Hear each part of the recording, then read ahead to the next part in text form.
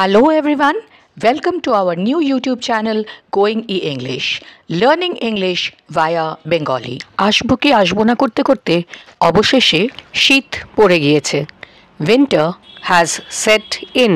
এখন লেপ, কম্বল, সোয়েটার, মাফলার, টুপি ব্যবহার করার সময় এসেছে।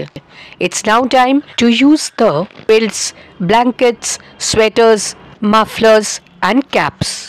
এগুলো ছাড়াও বিভিন্ন ধরনের শীতবস্ত্র বা শীতের পোশাক উইন্টার গার্মেন্টস আমরা ব্যবহার করে থাকি।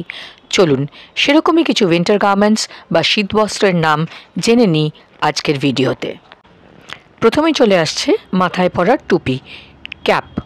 আর মাঙ্কি ক্যাপ তো আছেই আমাদের সকলের জানা, তার সঙ্গে থাকছে ইয়ার মাফস।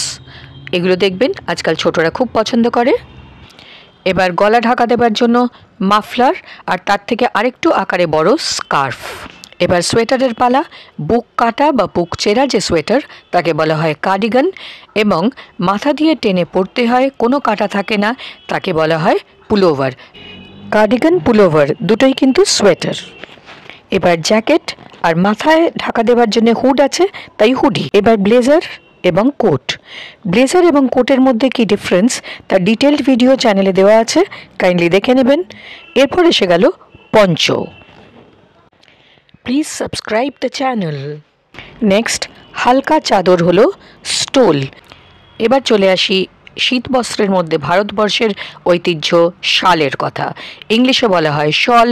বিভিন্ন ধরনের শাল, কাশ্মীরি শাল, পশমিনা ইত্যাদি আমাদের ঐতিহ্য। এবার আসি হাত গরম রাখার জন্য দস্তানার কথায়। 5টি আঙুলের খাঁজ তৈরি করা দস্তানাকে বলা হয় গ্লাভস, আর শুধুমাত্র বুড়ো আঙুলের খাঁজ তৈরি করা দস্তানাকে বলা হয় মিটেন্স। এবার আসা যাক পায়ের কথায়। মোজাকে বলা হয় সক্স, আমরা সকলেই জানি, কিন্তু থাই পর্যন্ত লম্বা যে মোজা তাকে বলা হয় স্টকিংস। স্টকিংস।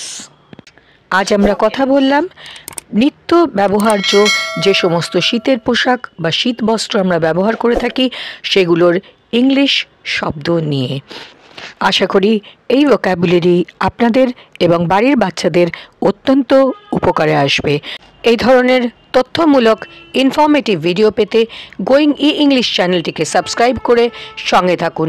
বেশি বেশি করে শেয়ার করুন, সকলকে জানার সুযোগ করে দিন, লাইক করুন, বেল আইকনটি প্রেস করে দিন। Thanks for watching.